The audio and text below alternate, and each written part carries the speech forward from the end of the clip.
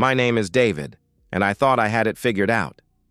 7 years of marriage to Lena, and we'd settled into something that felt like contentment. Not the wild passion of our early 20s, but something steadier, the kind of love that grows quiet and comfortable. Our house on Maple Street wasn't much to look at from the outside. A modest 2-story colonial with blue shutters and a front porch that sagged slightly on the left side. But Lena had transformed the interior into something you'd see on her Pinterest boards. Mason jar centerpieces, distressed wood furniture, and those little inspirational signs that said things like, "Live, laugh, love," in cursive script. We'd been trying for kids for 3 years now. Not obsessively, but with the quiet hope that comes with each passing month. Lena would get that look in her eyes around her period. Disappointed, but not devastated. We'd agreed we had time. She was 31, I was 33. Tuesday morning started like any other. I kissed Lena goodbye as she left for her job at the elementary school, then settled in for another day of remote work. I'm a software engineer for a mid-sized firm in Cincinnati, which means I spend most of my days in our converted spare bedroom debugging code and attending video calls. That afternoon, I remembered my cousin Jake was coming to visit for the weekend. He'd called a few days earlier. His girlfriend had kicked him out again, and he needed somewhere to crash. If he was going to sleep in our guest bedroom, I needed to make sure it was actually habitable. I climbed the stairs around 3 o'clock, pushing open the door to the room we rarely used. Lena had decorated it in her usual style: cream-colored walls, a quilt her grandmother had made, and a small wooden nightstand with a lamp that cast warm light. I pulled the vacuum from the hallway closet and plugged it in, running it over the hardwood floors in long, methodical strokes. The familiar hum filled the room as I worked my way around the bed, under the window, behind the nightstand. That's when I saw it. A small glass ashtray, pushed far back behind the nightstand where it would be invisible unless you were looking at just the right angle. 3 cigarette butts lay inside, their filters stained yellow and brown. The smell hit me a second later, stale tobacco mixed with something else. My hand froze on the vacuum handle. Neither Lena nor I smoked. We never had. She was actually militant about it. Refused to eat at restaurants that allowed smoking, made faces when we walked past people with cigarettes. "It's disgusting," she'd say. "I don't understand how anyone can stand the smell." I unplugged the vacuum and crouched down, pulling the ashtray out from behind the nightstand. The cigarettes were American Spirits, the blue package. 2 of the butts had lipstick on them, a shade of red I didn't recognize, darker and more dramatic than anything I'd ever seen Lena wear. The 3rd cigarette was clean, smoked down to the filter by someone who didn't wear makeup. My stomach dropped. I stared at the ashtray, trying to construct some innocent explanation. Maybe Lena had been cleaning for someone else? Maybe Jake had been here earlier than I thought. But even as I ran through the possibilities, I knew they were nonsense. I took a picture of the ashtray with my phone, then another from a different angle. My hands were shaking slightly, but my mind felt strangely clear. I put the ashtray back exactly where I'd found it. The rest of the afternoon passed in a haze. I finished vacuuming, changed the sheets, made sure the room was ready. But every few minutes I found myself back in the doorway, staring at the spot where I'd found the ashtray. Lena came home at 5:30. Same as always. Her keys hit the ceramic bowl by the entrance, and she appeared in the kitchen doorway wearing her teaching clothes, a cardigan and slacks that made her look younger than her 31 years. "How was your day?" Lena asked. "Good," I called back, surprised at how normal my voice sounded. "Just getting ready for Jake." She nodded and started pulling ingredients out for dinner. I watched her move around the kitchen, the same routine we'd followed for years, and tried to see something different in her face. Some sign of guilt or deception. But she looked exactly like she always did. My wife, preparing our evening meal, humming softly under her breath. That night, as she took her shower, I sat on our bed and listened to the water running. In a few minutes, she'd emerge in her terry cloth robe, hair wrapped in a towel, and she'd kiss my cheek before settling in to grade papers. Our routine, our life, our marriage. But now I knew that somewhere in this house, hidden behind furniture in a room we rarely used, was evidence that nothing was what it seemed. The bathroom door opened, and Lena stepped out in a cloud of lavender-scented steam. She smiled at me, the same warm, genuine smile she'd given me for 7 years, and leaned down to kiss my cheek. "I love you," Lena said, just like she did every night. "I love you too," I replied, the words automatic and true and completely insufficient for the moment we were living through. As she settled into bed beside me, I realized that everything had changed, even though she didn't know it yet. The next 3 days were the longest of my life. I went through the motions, work calls, meals, conversations about Jake's visit, but part of my mind was always elsewhere, turning over the possibilities like stones in my hand. I'd found something I wasn't supposed to find. That much was clear. But what I'd found, and what it meant, remained frustratingly unclear. I needed more information, and I needed it without Lena knowing I was looking. Which is why, on Friday morning after she left for work, I did something I never thought I'd do. I cloned her phone. I'm a software engineer, which means I understand technology in ways most people don't. I also understand privacy, trust, and the ethical implications of surveillance. What I was about to do violated every principle I'd ever held about respecting my wife's personal space. But the ashtray had changed the rules of our marriage, even if only one of us knew it yet. The process took exactly 5 minutes. Lena had left her phone charging on the kitchen counter, something she did every morning. I connected it to my laptop, ran a mirroring program I'd downloaded the night before, and synced it to my device. From now on, every text, every call, every app notification she received would appear on my phone as well. My hands were trembling as I disconnected her device and put it back exactly where she'd left it. I felt like a criminal, but also like someone who'd been forced into criminal behavior by circumstances beyond his control. For the first day, nothing happened. Normal texts from her sister about weekend plans, work emails about parent-teacher conferences, a reminder about a dentist appointment. I began to wonder if I was losing my mind, if the cigarette butts had some innocent explanation I hadn't considered. Then on Saturday evening, everything changed. Lena was making her famous baked ziti, the recipe she'd learned from her Italian grandmother, the one she trotted out whenever we had company coming. Jake had texted that he'd be arriving around 8, and she wanted everything perfect. She moved around the kitchen with practiced efficiency, browning ground beef and layering noodles while I sat at the breakfast bar with a beer, watching her work. "You're quiet tonight," Lena said, glancing over her shoulder as she stirred the meat sauce. "Just tired. Long week," I replied. Lena nodded sympathetically. "Well, it'll be nice to have Jake here. It's been too long since we've had family visit." My phone buzzed with a text notification. Without thinking, I glanced down, and my world imploded. The message was to Lena from someone listed in her contacts as Greg Turner, gym buddy. "He leaves for his walk at 9:30. Come then." I stared at the screen, reading the words over and over. Greg Turner, our next-door neighbor, the guy who'd helped me fix my lawnmower last spring, the guy whose wife Rachel brought us cookies at Christmas. Lena was laughing at something on the TV behind me, completely unaware that I'd just discovered the mechanism of my own betrayal. She served the ziti onto plates, poured wine, sat down across from me at our small dining table. "This looks amazing," I said, and my voice sounded normal. Somehow. "Thanks, baby." Lena took a sip of wine and smiled. "I'm glad we're doing this. Jake needed a break from his drama." I nodded and took a bite of ziti. It tasted like cardboard.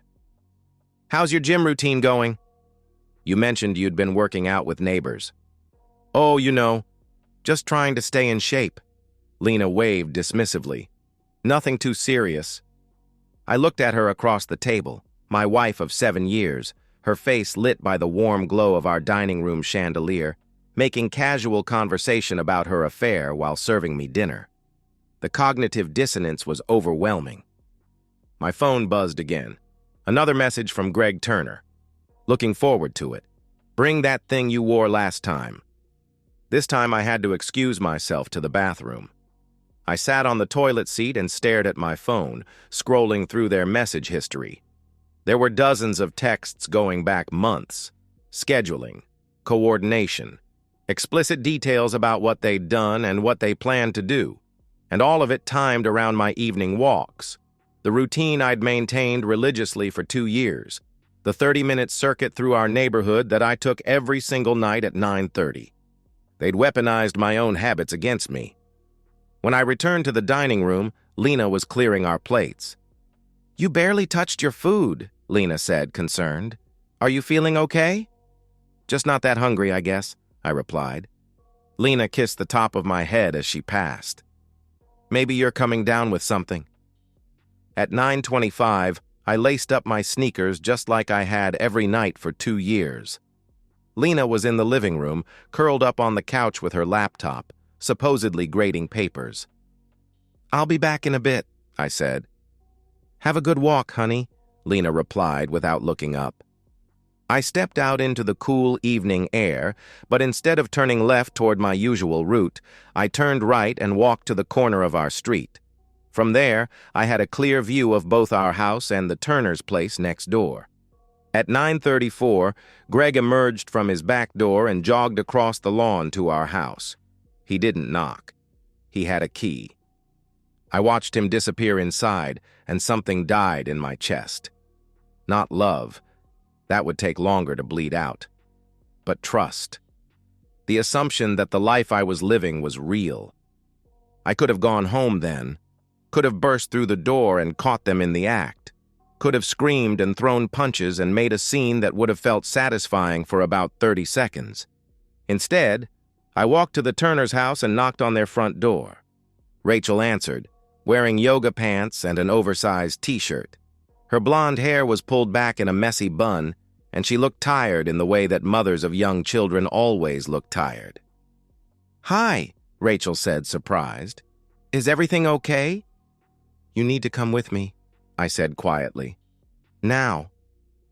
Something in my voice must have convinced her.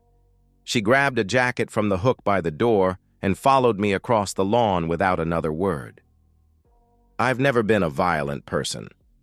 In high school, I was the kid who mediated fights rather than starting them. In college, I was the designated driver who made sure everyone got home safe. In my marriage, I was the one who suggested counseling whenever we hit rough patches. But as I walked across Greg Turner's lawn with his wife beside me, I felt something cold and calculating settle over my thoughts. Not rage. That would come later. This was something more surgical, more precise. Rachel was talking as we approached my house, asking questions I wasn't really hearing. Something about whether there was an emergency, whether someone was hurt. I could see the confusion in her eyes, but also the growing fear as she processed my silence and the grim set of my jaw. "Listen to me carefully," I said as we reached my front door. "What you're about to see is going to hurt, but you need to see it." Rachel stopped walking. "What are you talking about?" Instead of answering, I put my key in the lock and opened the front door as quietly as possible. The living room was empty, Lena's laptop still open on the coffee table, her wine glass half full. But I could hear sounds from upstairs, voices, movement, the unmistakable rhythm of two people who thought they were alone. Rachel's face went white as the reality hit her. She started to say something, but I held up my hand and motioned for her to follow me up the stairs. The guest bedroom door was wide open. They were on the bed where I'd found the ashtray just 4 days earlier. Greg on top, Lena beneath him, both of them naked and completely absorbed in what they were doing. The same bed where my cousin was supposed to sleep in a few hours.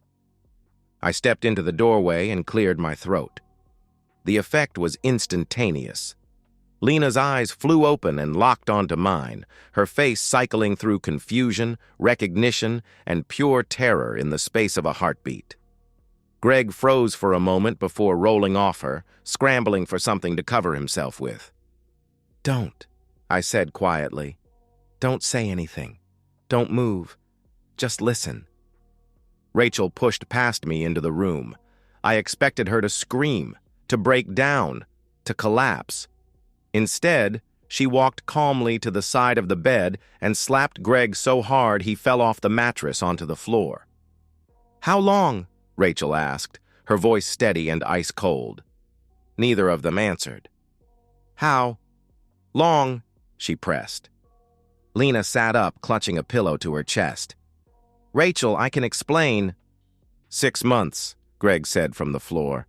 "Maybe 7. Rachel nodded like she was confirming something she'd already known. Then she turned to me. "What do you want to do?" I looked at my wife, who was now crying silently, mascara running down her cheeks. I looked at my neighbor, who was trying to gather his clothes from where they'd been scattered around the room. I thought about 7 years of marriage, about the house we'd built together, about the children we'd planned to have. "Get out," I said. "Both of you. Right now, naked." "Please," Lena whispered. "Let me put on—" "No." The word came out harder than I'd intended. "You want to act like animals? You can leave like animals. Out of my house. Now." Greg opened his mouth to argue, but Rachel cut him off. "Do what he says. You've done enough." They stumbled out of the bedroom, down the stairs, and through the front door.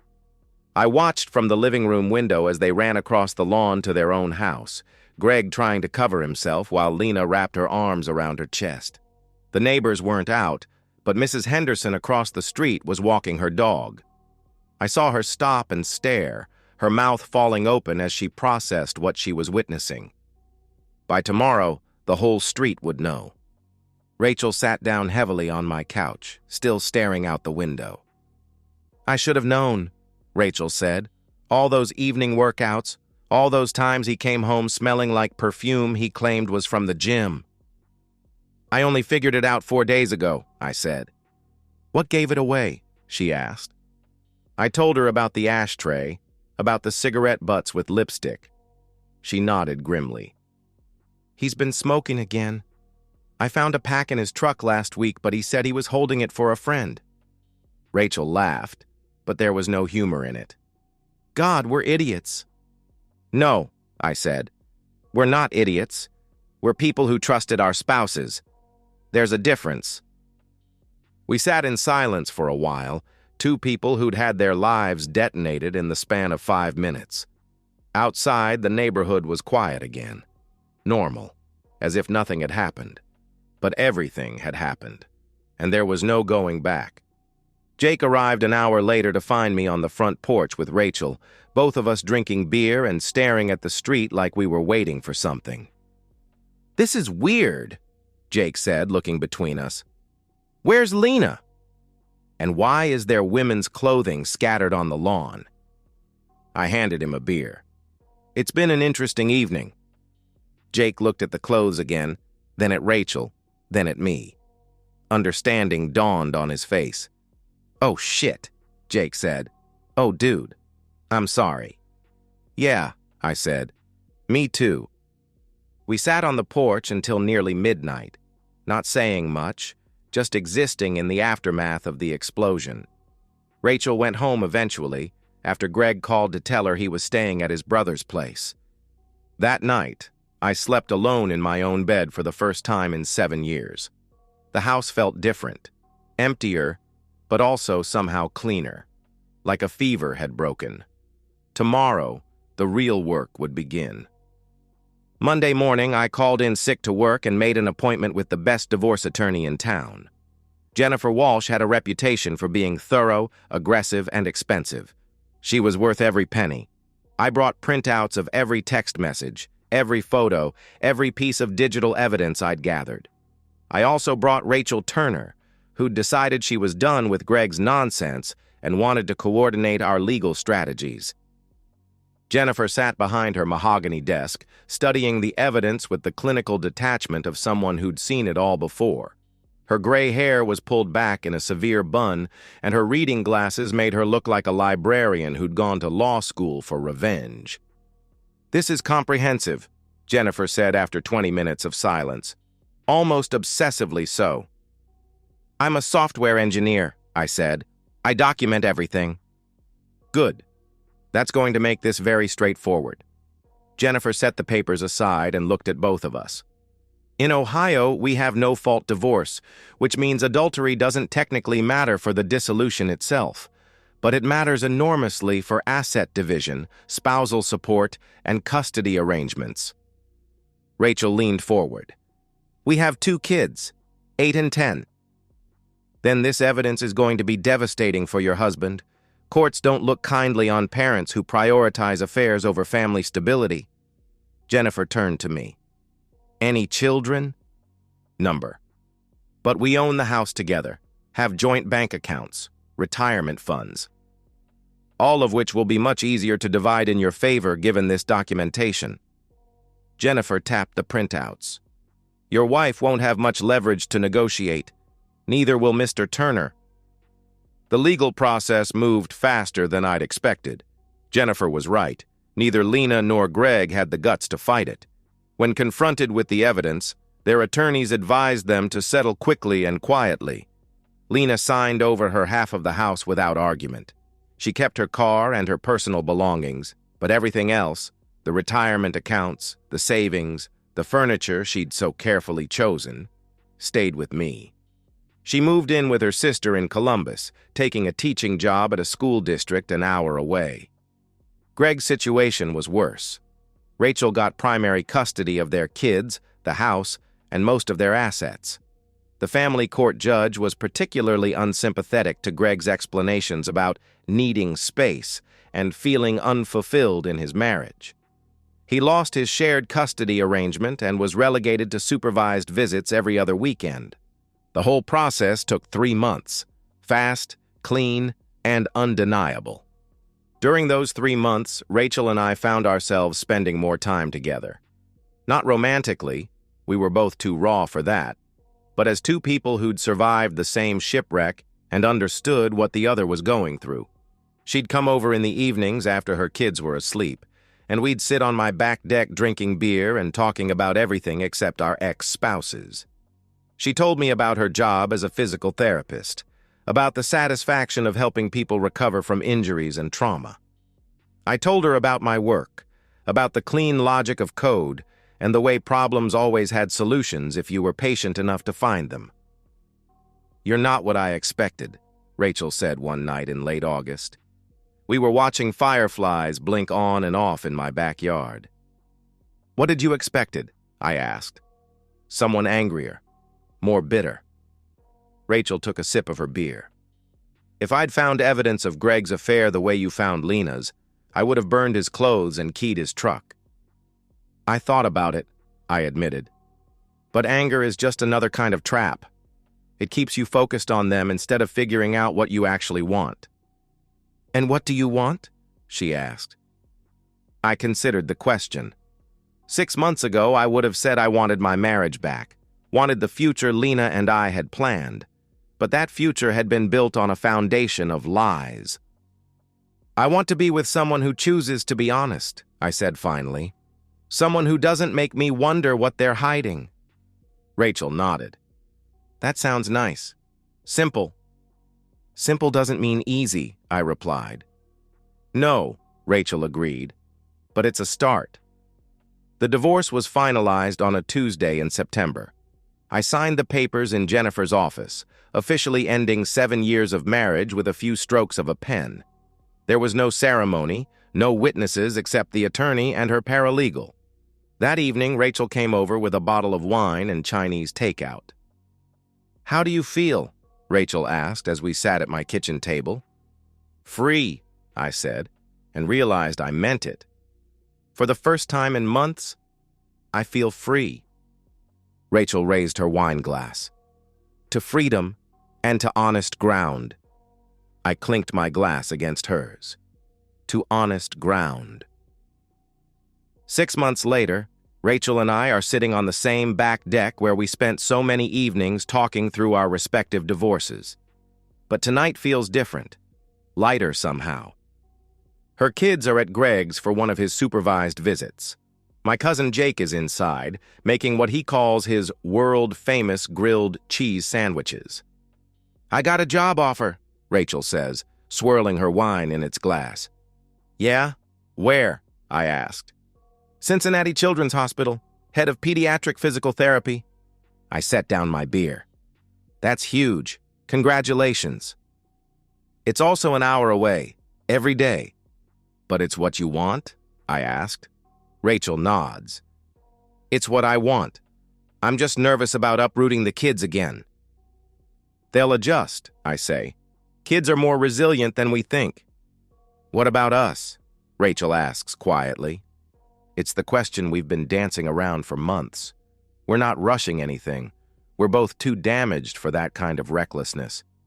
But there's something building between us. "I don't know," I say honestly.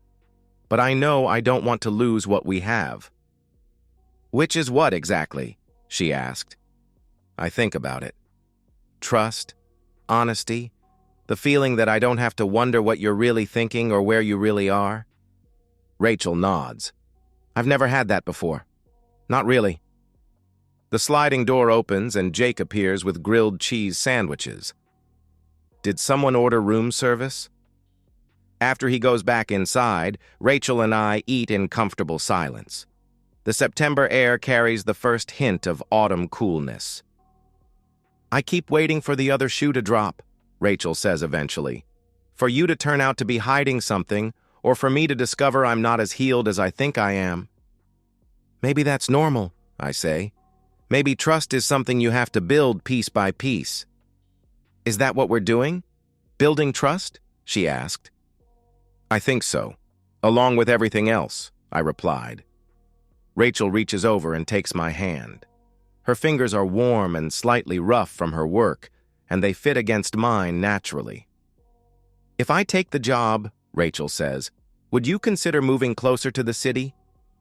I think about my house on Maple Street, about the guest bedroom where I found the ashtray, about the neighbors who still whisper when I walk by, about the life I built with Lena and how little of it actually feels like mine anymore. "Yeah," I say, "I think I would." Later, as I walk her to her car, she stops and looks back at my house. "Do you ever miss it?" Rachel asks. "The way things were before?" I consider the question. "I miss the feeling of certainty, but I don't miss the life itself. Not anymore." "Because it wasn't real?" she asked. "Because it wasn't chosen. Not by both of us," I replied. Rachel nods, understanding. This feels chosen. She kisses me goodnight. Brief, soft, unhurried. Then she drives home to her kids and her life, and I go inside to help Jake with the dishes. As I turn off the lights and head upstairs, I think about Lena and Greg and wonder if they ever think about what they destroyed.